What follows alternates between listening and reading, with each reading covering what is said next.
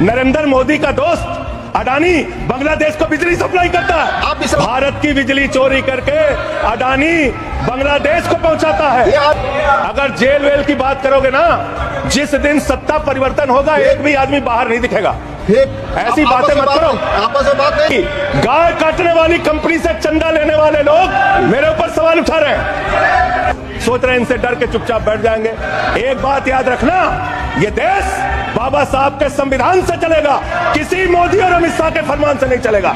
याद रखना इसको। प्रभु श्री राम है, आपने उनके लिए गाना बना दिया। जो राम को लाए हैं हम उनको लाएंगे। बताइए आप, जहां पर बैठा हुआ कोई व्यक्ति क्या इस हैसियत में है कि वो राम को ला सकता है? नहीं, भगवान श्री राम हम सबको लेके आए हैं। भगवान इंसान को लेके आता है, कोई इंसान भगवान को नहीं ला सकता। कि तुम्हारी पोल पट्टी खोलने लग जाए तो क्या हो, तुम्हारी पोल पट्टी खोलने लग जाए तो क्या हो, अगर मंदिर की मूर्त बोलने लग जाए तो क्या हो, बताओ ब्रह्म बेला में जहां तुम पाप धोते हो वही सरयू का पानी खौलने लग जाए तो क्या? अयोध्या हारे आप। जहां जहां से प्रभु श्री राम गुजरे थे वो सारी सीटें आप लोग हार गए। 1925 की संस्थाएं 100 साल हो गए, 100 साल पुरानी संस्थाएं, वहां से निकले आप। 100 साल हो गया लेकिन दिमाग अभी भी बच्चों का, अभी बच्चों की तरह खेल रहे हैं। भ्रष्टाचारी को नहीं छोड़ूंगा, ये मोदी की गारंटी है। सारे भ्रष्टाचारियों को बीजेपी में शामिल करूंगा, ये प्रधानमंत्री की गारंटी, ये गारंटी है आपकी।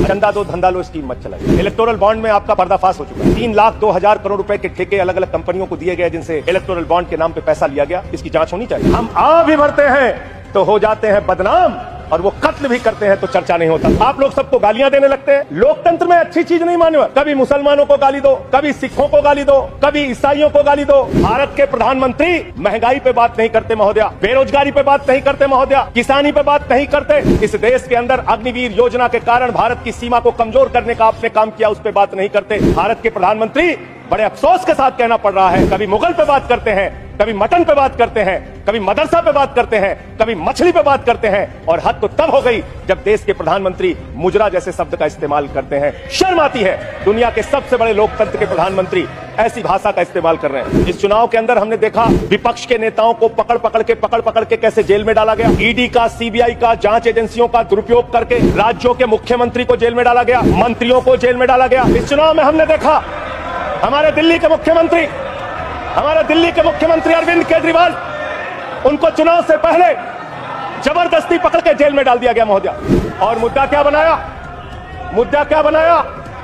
तथाकथित शराब घोटाला।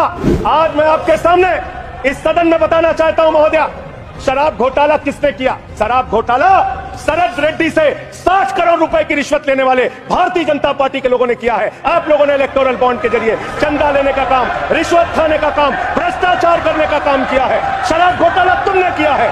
शराब घोटाले की बात करते हैं महोदया। दिल्ली के मुख्यमंत्री को ईडी कोर्ट ने जमानत दी महोदया। ईडी कोर्ट ने कहा अरविंद केजरीवाल निर्दोष है महोदया। ये रिश्वतखोर लोग हैं, ये रिश्वतखोर है, ये बेईमान है, ये भ्रष्टाचारी है महोदया, ये भ्रष्टाचारी है। भ्रष्टाचारियों को बोलने की हैसियत नहीं होनी चाहिए महोदया। ये भ्रष्टाचारी है, ये बेईमान है, इन्होंने शराब घोटाला किया है, 60 करोड़ की रिश्वत खाई है। मेरी इन लोगों से सहानुभूति है। सुनिए। सहानुभूति रखता हूँ इन लोगों से। सुनिए, कृपया सुनिए। रिश्वतखोर लोग हैं सर महोदया, ये बेईमान लोग हैं, ये बेईमान है, ये भ्रष्टाचारी है महोदया, ये रिश्वतखोर है, ये डाकू गब्बर सिंह है, ये डाकू गब्बर सिंह है महोदया, डाकू गब्बर सिंह। आप अभी बैठिए। सोचते हैं कि आप अरविंद केजरीवाल को जेल में डाल के, सिसोदिया को जेल में डाल के, सत्येंद्र जैन को जेल में डाल के, संजय सिंह को जेल में डाल के हमारी पार्टी को खत्म कर देंगे। ये होने वाला नहीं है, ये कतई होने वाला नहीं है। याद रखना, इस शरीर के 100 टुकड़े भी कर देंगे आप तो आपके सामने झुकने वाले नहीं है। आपसे लड़ेंगे और जीतेंगे। आप डालिए, उत्पीड़न कीजिए जितना करना चाहते हैं आप कीजिए उत्पीड़न। 6 महीने जेल में रखा आपने सोचा आपके सामने नतमस्तक हो जाएंगे?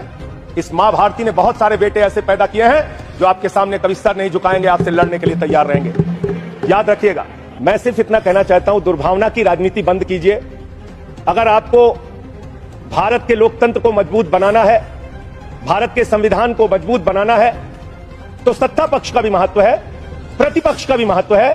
प्रतिपक्ष को खत्म करके, विपक्ष को खत्म करके नेताओं को जेल में डालकर आपको कोई लाभ होने वाला नहीं है। और पता नहीं कौन आपको सलाह देता है, किस गलतफहमी में आप लोग रहते हैं। मैं आपके लिए भी कह रहा हूं और इधर जो बैठे हैं उनके लिए भी कह रहा हूं, जब जो पार्टी सत्ता में रहेगी, अगर विपक्ष के लोगों को जेल में डालेगी, उस पार्टी का सत्यानाश होगा। अपने नेताओं को बता देना।